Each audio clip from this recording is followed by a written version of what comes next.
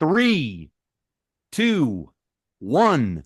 Welcome to the SaaS Pulse Show. My name is Michael Bertoni, and I'm the founder and CEO of SaaS Talent. And really unbelievable excited today, right? We've got South Florida on the call here. South Florida, can you tell? Look at how tan he is, right? So let me introduce the world. We got a great guest today, Stephen Edwards. He is the founder and president of Premier Virtual out of South Florida. He is a TEDx speaker. He is the author of a book called Weed Through the BS. He's had an exit. I kind of dug into his LinkedIn a little bit. He'll talk about it. He had an exit before and he's built this company, Premier Virtual. This platform looks really amazing. It actually looks amazing potentially for me. It is the easiest virtual career fair platform in the industry and the best way to host online events. So it's awesome to have you on the show. Oh, thanks for having me. I'm excited to be here. Yeah. So what I always love to start with, because you look like a superhero, you got a great background. I love to start with the superhero backstory, right? Superhero backstory. So tell the world a little bit about Stephen Edwards. How did you get to where you are today? So what did that journey look like from, you could start as far back as you want, but how did you get to where you are today, living the dream? And I love this story. I'm a small town Wisconsin boy that didn't want to go to college, wasn't ready for college. I went to the Army. I was in the elite 82nd Airborne Division, jumped out of airplanes for 4 years, realized, man, I'm making less than $10,000 a year. I Holy can't cow. do this. Like, it was crazy. So I started to go to college at night as soon as I got on active duty. And I was like, I can't afford this, right? My mom always said, you live on a champagne taste with a water budget, right? Right, So it right. was like I had this life that I wanted to live and I couldn't do it. I love the military. I love my friends. Financially, it wasn't there. So I went to college at night while I was there, got out of college, moved to South Florida, Wisconsin, Florida, easy change when you don't like cold weather. Sure. Got down here, graduated, just got transferred a lot with the company that I worked with. I've always been in sales, got transferred around, and all of a sudden I was working for a company. I launched their B2B division. We were launching sales teams for Verizon, AT&T, T-Mobile, energy clients. Like, we're doing the thing. Right. And all of a sudden I got a call right before Christmas one day. We're shutting down your division. Oh You God. can either go to the door-to-door division or the retail division. And Oh I my said, God. none of that's for me. And I'm like, I'm sick of making other people rich. Right. I went out and how do you build sales forces, right? And this kind of goes back as I was building these sales teams, you go out and it's job boards and job fairs. Right. So I went Love it. out and I had found this company out of New Jersey that I love the way they did job fairs. It was in the evening, so people could come after work, right? Because it's Love it. not all about the unemployed. There's a lot of people that are underemployed, right? They're working, they're not happy. And then he did this presentation format where each company would come in to a room full of people and say, here's who we are, here's what we do, here's what we're hiring for, here's why you should come work for us. So everybody that came up to my table, they already heard me talk. They already knew Yeah. what I had. I loved it. So I went to him and I said, I love what you do, but I don't want to work for you. So we negotiated. I bought the license agreement for him. So I Nice. ran job fairs from North Carolina down to Florida, Texas, Arizona, all in-person events. Nice. 2017 came around. People stopped coming, right? You had a little bit older of a crowd, right? At that point, I was, married. I had two young kids that were under 3 years old. And I'm like, I got to figure out something. And one of my mentors told me, hey, I just landed a client, does virtual reality. You should talk to him. Guy gets on a call with me, shows me virtual job fairs. Instantly, I said, this is Love the that. future. I love it. I'm moving everything this way. So we went in and we said, okay, we're going to do this. So I started moving it, started doing virtual job fairs on another platform out there. Horrible issues, horrible issues. So Sure. as we were having issues with that software, Do it yourself. my kind of the guy I bought the license from, right, kind of business partner, we were kind of going in virtual together. Didn't want anything to do with virtual. Hated it, wanted nothing to do with it. So we parted ways. So I said, okay, I'm going all in. So now at this point, it's 2018, and I said, I'm going 100% virtual. No Love it. more in-person events. Love it. That's it. issues. All of a sudden, I came down and we just had so many issues. And I was going to start using somebody else. And my attorney didn't like their contract that they sent over to me with one of the other platforms. He said, if this is the time and you want to do it, build it yourself. Do it yourself, man. So I kind of stopped everything that we were doing, literally stopped. No more events. Just did some recruiting out there to kind of pay, used all my savings, used everything, retirement. Said, I'm going to build a software. And I'm a sales guy. I know nothing about IT. Love it. And I went and I started interviewing software development firms. And Love I it. said, here's what we're doing. Here's what I want. Here's what's it going to cost me. How long is it going to take? And again, you got to take, I'm a non-tech founder. And at this Yeah. point, didn't really know much. Had a company tell me, Steve, right? They're talking to me. And I finally, I just put my hands like this. I go, just stop talking. I'm like, I don't understand anything you're telling me. You're talking Chinese, man. I don't understand it. Just tell me how long is it going to take me and what's it going to cost? Next firm I went into, and I had done, quite a few interviews at this point. Next, when I walked in, they're like, hey, listen, here's what it's going to be. Here's what it's going to cost you. I'm not going to see you for 4 months while we're building your MVP. We'll see you soon. I'm like, I'll sign a contract with you right now. Right. I was Nice. excited. It was there. And I kind of talk about this in my book is, my book kind of talks about all the challenges I had with software development Oh my and a God. lot of other things. It's But hard. but we've had that, right? It's just there's nightmare stories out there about founders that are non-tech founders and people take advantage of them. And I got that, right? But I did something that most people refuse to do. I fired that development firm in middle of the way, middle of the night. I had my new development term come in. We locked all the passwords. We changed everything in the middle of the night and locked the other firm out. And I went with a new firm. And I knew it was going to take me, I was going to take a little bit of a step back. But I did it, right? Because I knew that that other firm couldn't get me to where I was going, right? Yeah. So I got that other firm. So I went from, let's just say, just to make it simple, I went from a middle school team that built the front end looked really good, but the back end wasn't. So I went to Oh, high school, right? I got a new firm, high school, they were doing good, and all of a sudden started having some challenges. So sure. now I'm like at a point, I'm like, man, I've already left one firm. What am I going to do? Middle of the night, lock them out again, right? Went in, and a lot of people think I'm crazy, but I took so many steps forward by doing that. Yeah. And I got it now. And now I mentor a lot of people that are out there that are founders like myself. And they're like, I can't do it, Steve, because they say if I do this, that all of a sudden I'm going to step backwards. I'm going to lose all my work. Then I got to start over. I'm like, no, you don't. You're going forward. If they're going to make issues with you, you got to do it, right? And it's hard, but not a lot of people have the cojones to go through with that. So Yeah. fast forward, right? We're sitting there, we're taking on clients, we're in a really good spot right now. Boom, COVID hits, right? All of a sudden, we went from at that point, we were about the fourth major platform that were out there. There wasn't, you talk to virtual events in 2019, people are thinking, what's a virtual event? What's a virtual Right. job fair? No, You COVID went, hits, changes the you went like world, this. right? Phones are ringing. We've now done over 10,000 virtual hiring events, rated as one of the top platforms out there, top place to work in Florida. And then all of a sudden, right, things changed, right? Kind of slowed down a little bit, Market's picked hard. up. People are doing so many different things out there. But then I had a phenomenal opportunity to exit, right? So we exited with a phenomenal company, career.io, building an AI-based platform with human interaction. And I was just when I saw them, I was like, I love the future. I love what they're doing. And now they're out there and they've built this phenomenal platform. Our software is involved with them. So it's just exciting to say, I took that idea, right? And that's kind of the name of my book, Weeding Through the BS from Idea to Acquisition. Yeah. And, I and, love and it. it really talks about software development, mentor teams, building your staff out there. It even talks about investing and stuff like that. Should you get investors? Should you not? I didn't go that route. I bootstrapped the entire thing. Sure. But there's so much that goes into building a business. And I tell people in my shoes, if you have somebody that's either A on your mentor team, a board of directors, or somebody that's really good in IT, like I didn't hire a director of IT right away. Well, I had one, but terrible hire. But once I got a good director of IT, it changed everything.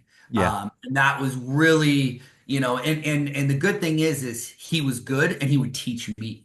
Yeah. So it wouldn't be like, hey man, I'm just doing this. He would show me. So Yeah. today I can be on calls and I can be in there and I can get with the technical side where 4 years ago, I don't know, like I don't know what you're saying, right? Yeah.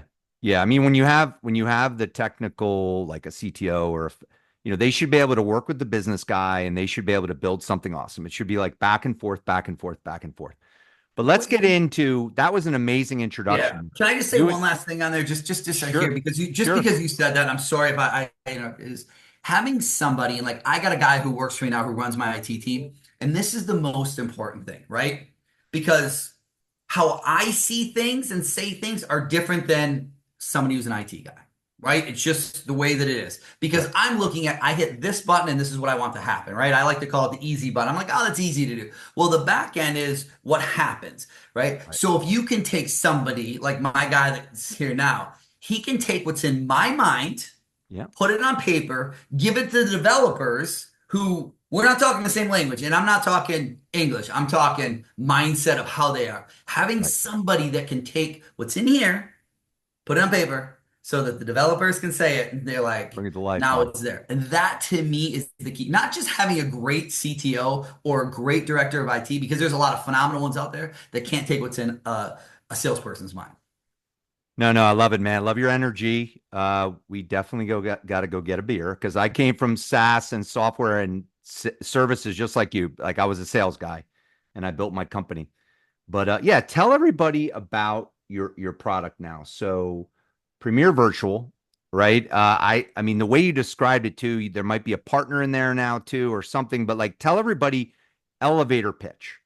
So What real is what is Premier Virtual? What does it do? Premier Virtual is a virtual online job fair platform. It's pretty simple, right? You have three aspects to any job fair that's out there. You have a host of an event, you have the companies that are hiring, right? The employers. And then you have the job seekers, right? The attendees, right? That are Mhm. either unemployed or underemployed or looking for a new opportunity. And it Right, makes it very simple, right? Build a beautiful landing page that's in there. The candidates, however it's marketed to them, the job seekers see this landing page, they register, they fill out a beautiful profile that from all of their, from their resume to all of their interests to, any of their experience, it's in there. They fill out this beautiful profile. Employers have a customized booth. They have this. A candidate can come in. They can search for jobs. They can have it. We have a little bit of matching in there, so they can match what's in their resume based on what the employers are looking for as well, right? A lot of people love to call it the AI now, but there's a lot of just let's call it the BS. It's matching algorithms on a lot of the things out there, but AI right, is the new buzzword. So you want to call it AI or matching algorithms? Doesn't matter. It's right. there, right? So it can match us. This candidate comes in, looks at this company, sees what the company does, sees their jobs, submits their resume, and then say, man, I want to talk with this company. They can either start a live chat, or what's great about us too is we're one of the only ones that does this is they can go in and start chatting immediately with the Love it. company. Or they can go to a calendar and say, okay, I'm looking at the 5 recruiters that are up there. I'm looking for an IT job. So I'm going to click on the IT recruiter and I'm going to pick a time. So if I'm a candidate, I could actually go in and see all the 50 to 100 companies or whatever it's going to be and say, Nice. these are the 5 that I want to talk to, and here are the times, right? We make it efficient. So these candidates can come in, book times. Now they have a book time. So the candidate and the recruiter, right? They're on here. The recruiter can see all the candidate's information. Boom.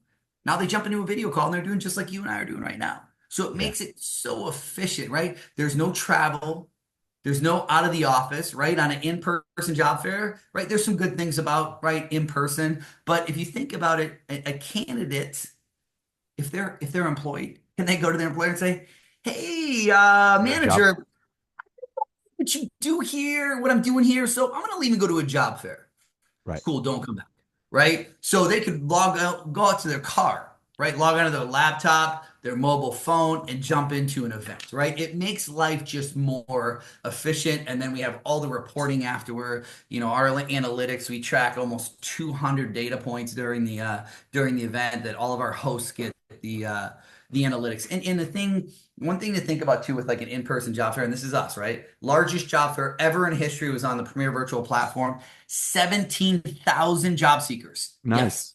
17,000 job seekers, one job fair, 1,700 companies. So, I mean, Amazing. think of that. You cannot do that, not even in a stadium, right? You're Right. not going to do that, right? It's just not possible to be able to get that. The logistics on an in-person to be able to have something like that would be a nightmare. It's not on here. Amazing. Amazing, man. So talk about the challenges. I mean, so it sounds like, you're a super passionate guy like myself, right? So in terms of just the challenges, what are the top challenges that you've dealt with? Maybe say, because I know you've got a lot to share here. Top challenges that you've dealt with overall. How did you overcome them? Then the top challenges you've dealt with now. Like, what are the couple challenges you're dealing with now that you're overcoming? So, I mean, the biggest challenge was just, being a non-tech founder and telling somebody, what we want and having and they just didn't understand it, right? You're dealing with, and I'm not going to get into all that negativity, but I will just say there is one area of the world I will never deal with again. Just because I had a lot of challenges over there. And you had language barriers, you have Mhm. companies that are out there. If you're on LinkedIn and you run a SaaS company, I guarantee you're going to get 20 messages a day. Hey, we have 500 developers that can come over here and help you do this, right? Just because they have 500 and they're $25 an hour, right? When you start to look at, okay, you're paying a manager, you're paying your all these other people, and like how much are the developers really getting? So how good are they, right? So I had a lot of that. So getting into that, and they're like, oh, it's this issue, right? Or you get bugs, right? In the beginning, we'd have bugs, and I'm like, why is there a bug on this? Like this just doesn't matter, right? Why is this happening? And then when you get a good developer that comes in, is like, man, this is spaghetti code. You're like, okay. So my biggest challenge of building the entire company, the number one challenge that I had was dealing with developers. Right. And It's hard. not good developers, right? It took me a few different firms. Now, the development company that I've been with now, I've been with them 4 years. Like they're phenomenal, right? I can scale up as much as I want. I can scale down as much as I want, Nice. which is phenomenal. But you got to get that good one, right? I like Europe and nearshore, right? Is my personal opinion right now is what I feel it. The second biggest challenge I had was hiring friends. Sure. And that's always a very difficult thing to do. And we had some challenges. I lost friends because of this business. Lost Yeah. friends of 20 years that I served within the military. And it wasn't on me, so that's a big challenge when hiring friends. And I try to tell people to stay away from it because It's hard. something can happen and you can lose friends out there. And it's nobody it's always tough when people want to say, and I look at it like this, right? If somebody points a finger at you, there's a lot of fingers getting pointed back at, right? Right. So if somebody wants to say, hey, right, as the business turned, right, and we had to make it different, right? In the beginning, I was building the software I was hosting job fairs, changed the business model. So that was one thing. There was a lot of challenges with that. But now, will being like crazy to all of a sudden they have to go out there and dial the phone. Yeah. That's a big difference, right? And when I tell people now in the kind of in the book is when you're looking at hiring somebody, you have to hire for not just today, but what could be. Future. You know, Sure. so many people, right? You got that hunter and farmer mentality. And if somebody doesn't want that mentality or isn't the mentality that you're going to need, it's just not a right fit. Yeah. I mean, I could only imagine that was hard. I mean, so you think about how long it took you and how many years to get the knowledge base to be able to be where you are.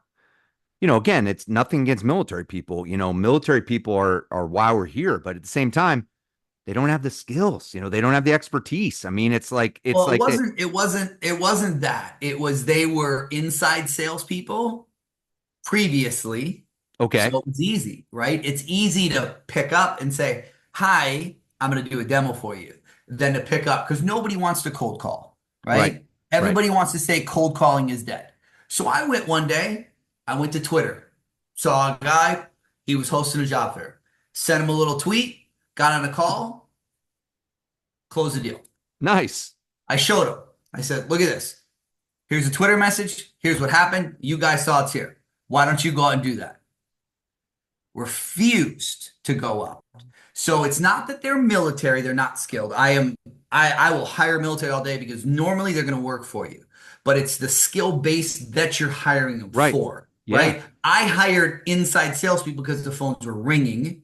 They didn't want to do the outside thing. So Right. that's the challenge of hiring. And that's not just hiring friends or military or anything. It's when you're hiring somebody, I always like to say, hey, if they can give me a great attitude and a great work ethic, Totally. I can teach them the product and what to do with it, right? I have phenomenal people that work for me that I had one guy that worked for me, phenomenal. Wasn't a good cold caller, but he had a great attitude, great work ethic, and I found a position for him, and he's phenomenal in my company now, right? He works for me. He's like my right-hand man when it comes to the back end of the service, right? He does everything where he kind of is more of a face of the company than me at some of these because he sees the clients more than I do.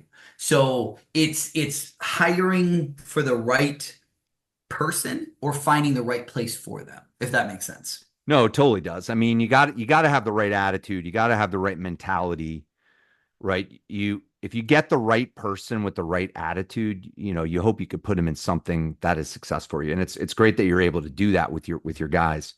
But this has been a great show. Your energy is unbelievable. In terms of advice, right? Advice that you would give other founders, other people listening right now, what are the two or three biggest piece of advice that you would give them? One is either get a mentor or a mentor team, right? Having that right. You got the board of directors. I went through multiple mentor organizations because I always believe the more you learn, the more you earn. And I was going through two mentor things at the same time. I Nice. went through here in South Florida. There are two major mentoring organizations, and they butt heads. They do not like each other. I was one of the first people to ever go to both of them, right? Nice. And they didn't like it, right? Because they both want to kind of take credit. But they let me go in because I'm like, listen, like, why would you not want me to go and learn more, right? If I do better. So having a mentor team around you that knows more. I don't know everything. To this day, I don't know everything. But I know if I have a question or if I need something, I can go to my mentor team and say, hey, I'm having a challenge with this. What do you think? And they Right. can help me. So that's a big, especially having right, being a non-tech founder in a tech space is having those people that you can bounce ideas off, right? They might Sure. tell you, hey, this idea is terrible, right? Or this is, they're going to come in, but having the right mentor team as well, right? And there's mentor teams, all over the places, colleges, local, right? Sometimes you can find them on LinkedIn. But you can have that. And even, I tried it. It didn't work out. We decided to go a different direction.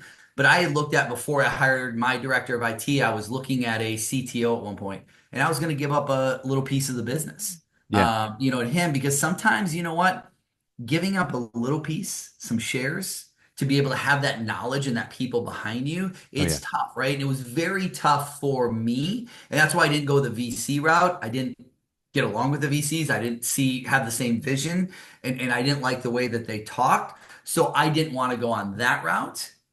But I did on the mentor route, and I didn't have to give up a percentage. But I did think of that. So the biggest things I can tell people is find people around you if you don't know, right? Good mentor teams that are around here. And don't be scared to find somebody, partner with, get involved, give up shares to get a great CTO, director of IT that they can help you with that. Because the companies out there will take advantage of you. I got a good buddy right now.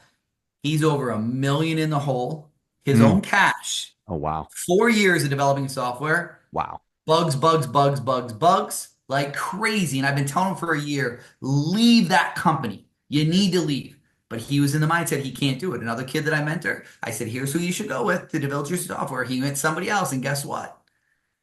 Guy lied to him and all of a sudden came back, right? And it's making the wrong decision. I've been telling him too. I'm like, fire him, get rid of him, go to another spot. I'm too far in. I can't do this. Guess what? When I met with him 2 weeks ago, he's like, oh, guess what's happening now? And I'm like, if you would have left him 6 months ago, like I told you, Yeah. you'd have already had your platform live. But people are scared. don't be scared to fire your software team. Love it. Love it. So, Steven, it's awesome having you on the show. Stick around for a few minutes. We'll debrief. But everybody, please reach out again to Steven Edwards. He's the founder and president of Premier Virtual. From what I'm hearing, he is mentoring people, he's helping people. So, connect with him on LinkedIn, ask for help, tell him you were referred by the SaaS Pulse Show. And I'm looking forward to following your journey, Steven. Sounds good. Pleasure to meet you. Thanks for having me on the show.